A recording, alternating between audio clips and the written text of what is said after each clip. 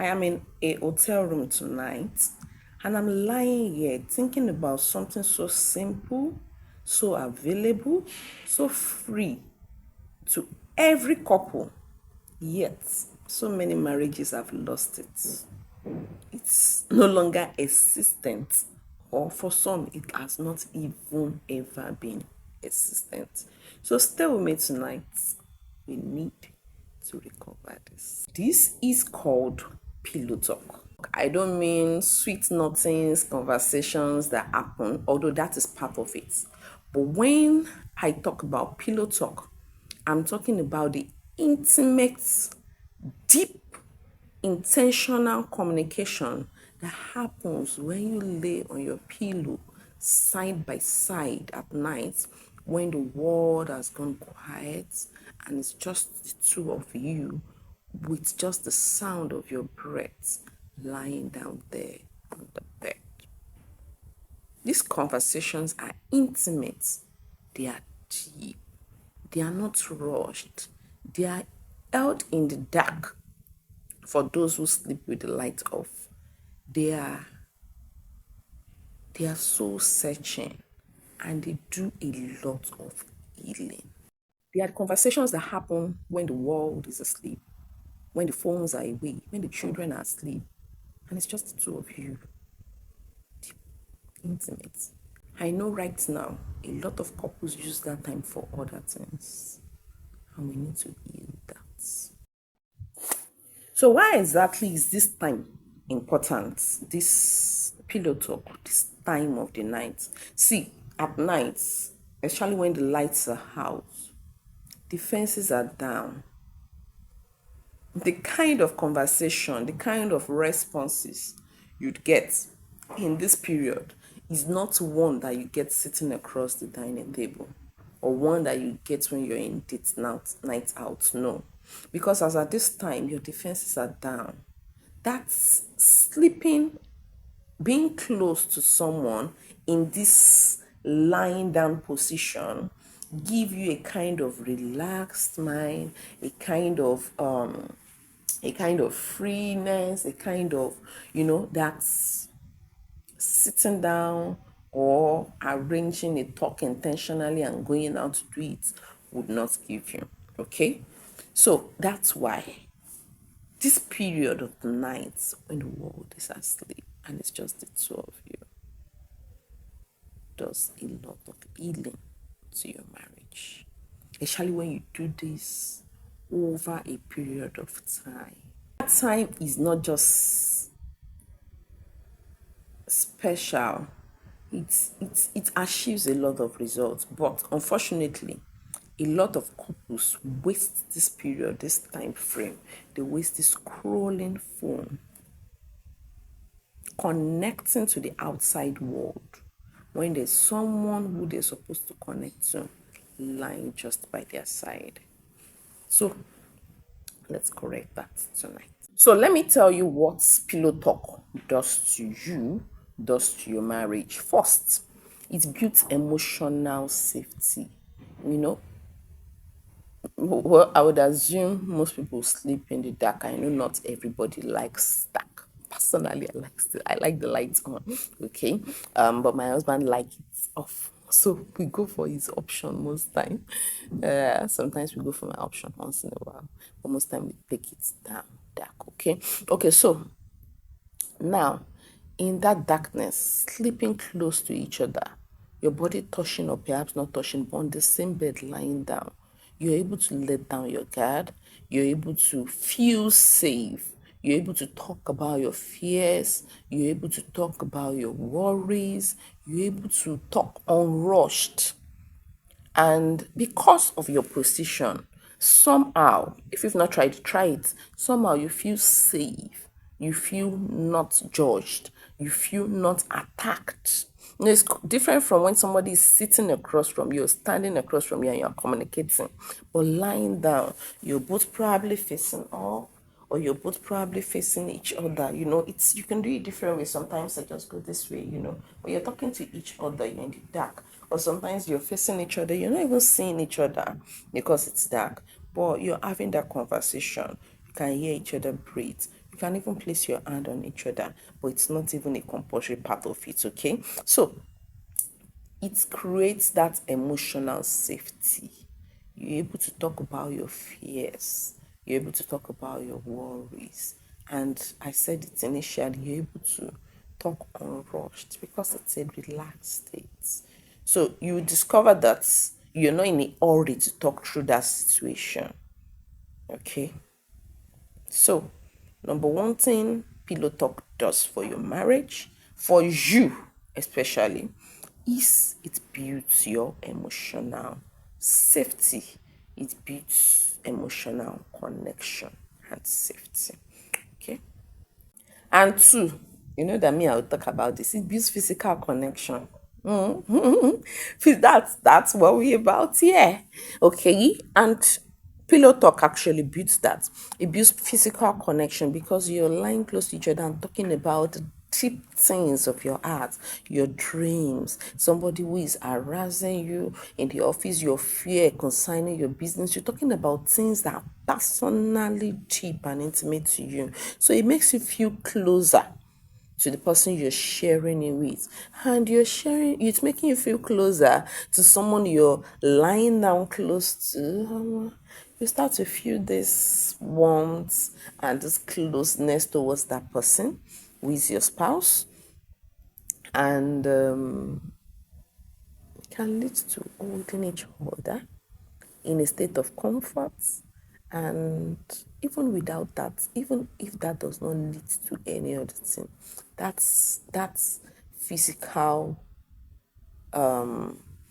physical connection does a lot of healing. If you mark it, I've said healing over and over because really, pillow talk does a lot of healing. Healing of conflicts, healing of emotional wounds, healing of you're able to talk about things maybe that your spouse had done that hurt you in the day. And because remember I said because you're lying down, it creates a kind of open response rather than a feeling of attack. Okay, so it's a good, and because you're lying down, so you're able to say these things without saying it in a way that feel like you're attacking your spouse. And are you trying it? And that leads me to my number 3 points. Because you're able to discuss about those things faster, you're able to resolve conflicts back faster. You're able to discuss about things that hurt you from your spouse and all that. In that state, it makes it easier to resolve conflicts. It's a very beautiful posture. Pillow talk, lying down, definitely for you to be a pillow talk, you're about lying down. Okay, so it's a very beautiful posture, a very beautiful point or state to resolve conflict. Not just anytime, in the night when the world is quiet and it's just the breath of both of you. Okay. Now, there's one error I've noticed couples commit in marriage. They expect each other to remain the same, and this expectation actually have a great negative effect on marriage. People change. Your spouse change. In fact, it's an error if the spouse you married 10 years ago is still the same. No. They grow, they evolve, what they want, what they desire. And it's in this pillow talk you get to discover that.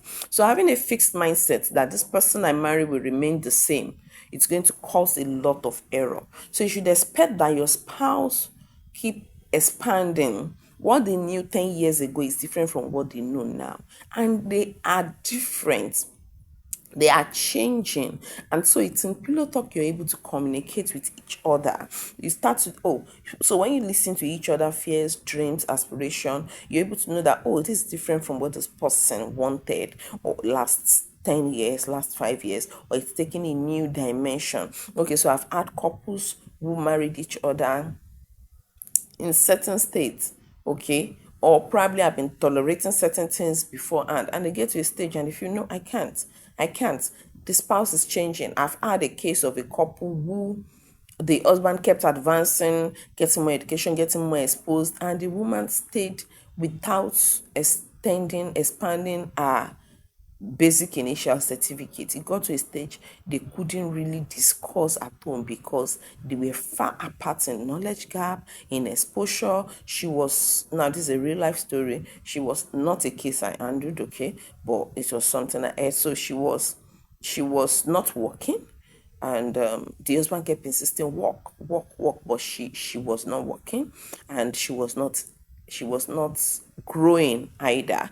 So he got to a stage there was actually nothing he could discuss with her that she could match his thinking capability, and it actually led to their separation. Okay, so but it's in discussing this pillow kind of discussion that even without your spouse saying it, you're able to see the difference in how they change, because it's your spouse is someone you knew and someone you should keep knowing. Yes, someone you knew while you were dating, oh, this is this person, but this person will not remain that way. So you need to keep knowing them, their new likes. Yeah, that does not mean people change every time. But there are seasons in people's life. There are times you get to a stage, the things you used to detest, you used to hate, now becomes a part of your life. There are times you get to a stage, the things you used to love. Now this just came to my mind. This is outside of it, ball.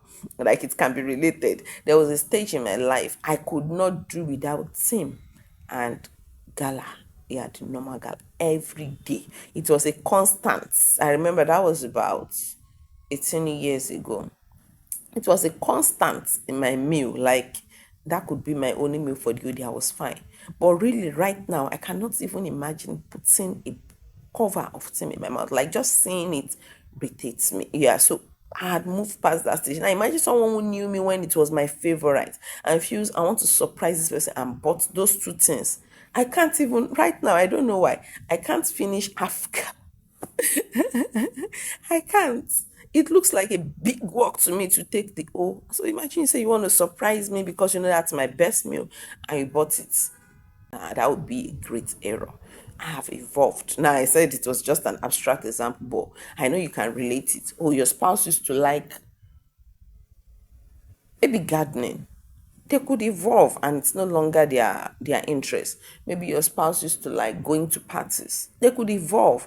Maybe your spouse used to like a certain kind of gift or a certain kind of assistant. Oh, they used to love cooking. Yeah, this is relational. They used to love cooking. They could evolve and it's no longer what they love doing. They now want somebody else to take it over so that they can use their time to do other things. You get all this in the place of pillow talk. Now they are not telling you, oh, they want you to do this. They're just telling you about their self. Okay, you now you're not discussing with each other because this is a two-way thing. You're not I don't want to do this again. You're just I don't want you to do this again. So it's not an attack.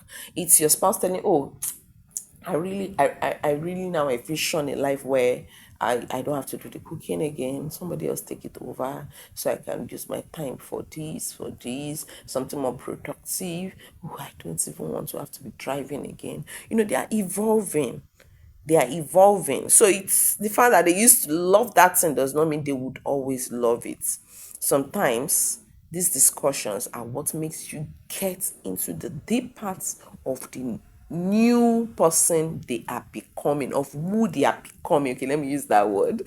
Let me borrow my mentor Michelle Obama book title. Okay, so who they are becoming. Okay, the title was Becoming. If you not read that book, you need to read it. Okay, because couples who know each other deeply are couples who talk consistently. It's not a once-off discussion. Couples who talk consistently are couples who know each other deeply.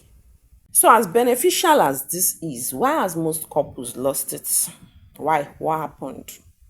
Exhaustion happened. People get exhausted. They just get to the bed and they just want to sleep. And when they are not sleeping, phone happen. People get to the bed and they want to be clicking, scrolling, chatting with people who are not even saying the comments. Children happen, I know. That's part of what causes exhaustion. Sometimes the exhaustion, sometimes the children came in and sometimes they are even in the same room with you, okay? And